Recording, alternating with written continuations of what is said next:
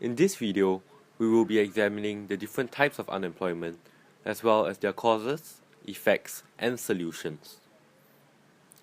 Unemployment is a term to describe a situation when job seekers cannot find a job.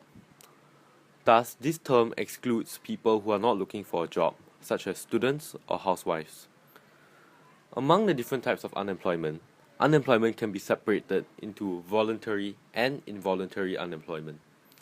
Voluntary unemployment is not considered a problem, since it happens when workers are looking for better working conditions and thus quit their jobs.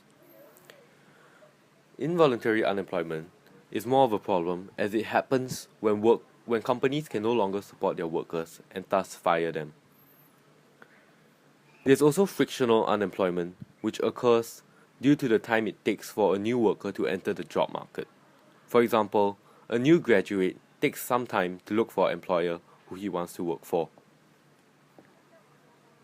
Next, there's also cyclical unemployment, which happens due to the cycles in the economy. Thus, when the economy is experiencing a downturn, the economic growth level would drop and there would be less jobs available for the people. Thus, this causes cyclical unemployment. Lastly, there's also structural unemployment, which happens when there's a mismatch between the skills that employers want and the skills that employees have. For example, in this case, farmers cannot work in a hospital, and so there is structural unemployment as there is a mismatch of skills.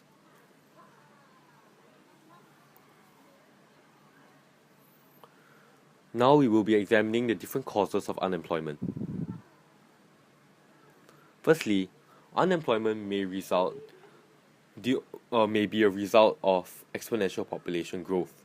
As population grows exponentially, the growth in population may outstrip the growth of industry, and thus there may be more people than there are jobs available. Also, unemployment may be a result of a mismatch of skill. In this diagram, the soldiers manning the tank are unable to teach at a school, and so the school cannot employ these workers, leading to structural unemployment, as mentioned before.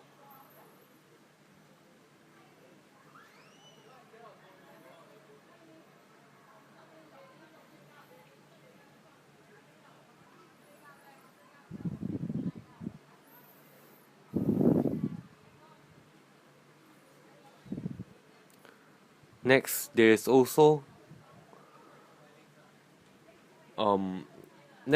structural unemployment may also result from choices made right now by graduates. For example, in Singapore, more people are going to medicine and law courses as they are more lucrative careers. However, this could result in structural unemployment in the future, as there may be a shortfall of engineers. Lastly, there is also seasonal unemployment, which is a subset of structural unemployment.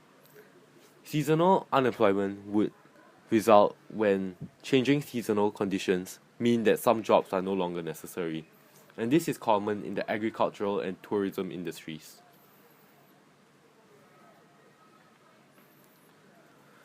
Also, unemployment may result from rural migration to the larger cities.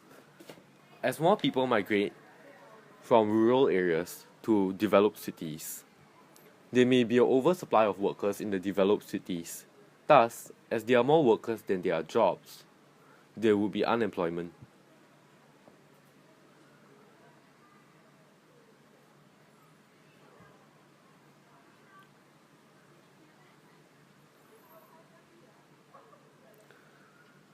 Unemployment also causes this negative multiplier effect. After a worker is unemployed, they will have less money to spend, and they will have a greater propensity to save. Since they are spending less money, other sectors of the economy will also receive less profits, causing them to also downscale and fire more workers.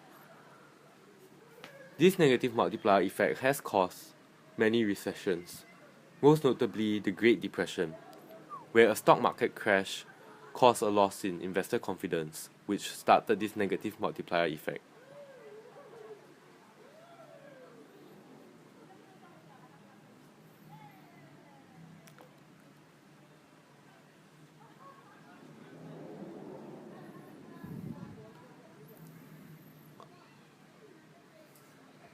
Furthermore, if more and more workers are unemployed, then the government's tax revenues would fall.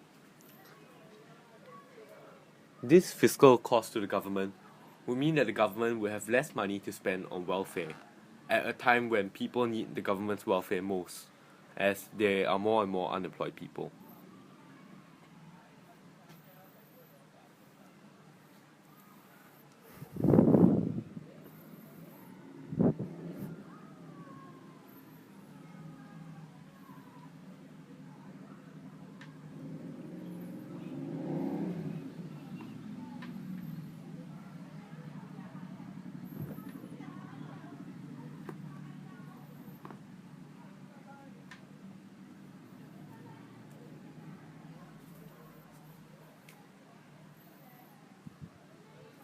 Now we will be discussing solutions to unemployment.